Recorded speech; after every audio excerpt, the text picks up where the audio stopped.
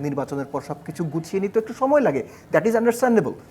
At least তার 7 দিন 15 দিন পরও তো থার্ড ডিভিশনটা শুরু করতে পারতেন, তার পরবর্তী সেকেন্ড ডিভিশনের স্কেডিউলটা তো দিতে পারতেন। কিন্তু দেখেন এই ব্যাপারগুলো কিন্তু সামনে আসেনি, মাঝখান থেকে ফার্স্ট ডিভিশনটা চলে এসেছে। এবং যারা ক্রীড়া সংগঠক আছেন আপনারা জানেন যে বাংলাদেশের ক্লাব বা ঢাকা কেন্দ্রিক ক্লাব ক্রিকেটের যে স্ট্রাকচার, এই স্ট্রাকচারে কিন্তু ডোনেশনটাই মূল। ক্লাব যারা চালান তারা কিন্তু আইডিয়ালি বিভিন্ন জনের কাছ থেকে টাকা পয়সা নিয়ে ডোনেশনটা নিয়ে তারপর প্লেয়ারদের পেমেন্ট দেন, প্লেয়ারদের খাবার দেন, গিয়ার্স কিনে দেন, ট্রান্সপোর্ট সব কিছু করেন। তো একটা বছরে যখন এরকম দুটো লিগ চালাতে হয়, এটা যে কোনো ক্লাবের জন্যই অনেক বড় ফিনান্সিয়াল একটা প্রেশার তৈরি করে।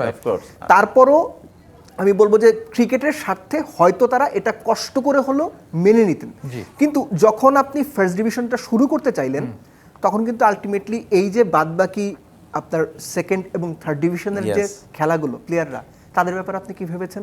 তাদের জন্য আপনি মানে কোন শিডিউলটা রেখেছেন? তাদের জন্য আপনারা কি কি বলেছেন? এর ফলে যেটা হয়েছে যে আপনি শুধুমাত্র ফার্স্ট ডিভিশন নিয়ে চিন্তা করছেন, বাকি যে দুটো লিগের প্লেয়াররা আছে সেখানে তো almost similar numbers of players will contribute or participate. তাদের রুটি রুজি, এই যে প্লেয়ারদের রুটি রুজির কথা বলা হচ্ছে, সেকেন্ড ডিভিশন থার্ড ডিভিশন তারা কি প্লেয়ার না? তাদের রুটি রুজি নিয়ে আপনার ভাবতে হবে না? বিসিবি দায়িত্বটা নেবে না? বিসিবি মানে তাদের জায়গা থেকে কি করবে এটা তারা জানে, কিন্তু এটা উচিত ছিল যে সেকেন্ড এবং থার্ড ডিভিশনটাকে ইকুয়ালি প্রায়োরিটাইজড করে ওই প্লেয়ারদেরকে দল বদল বা আপনার লিগটা কবে শুরু হবে সেটা নির্দিষ্ট করে দেওয়া, যেন প্লেয়াররাও নিশ্চিন্ত থাকে।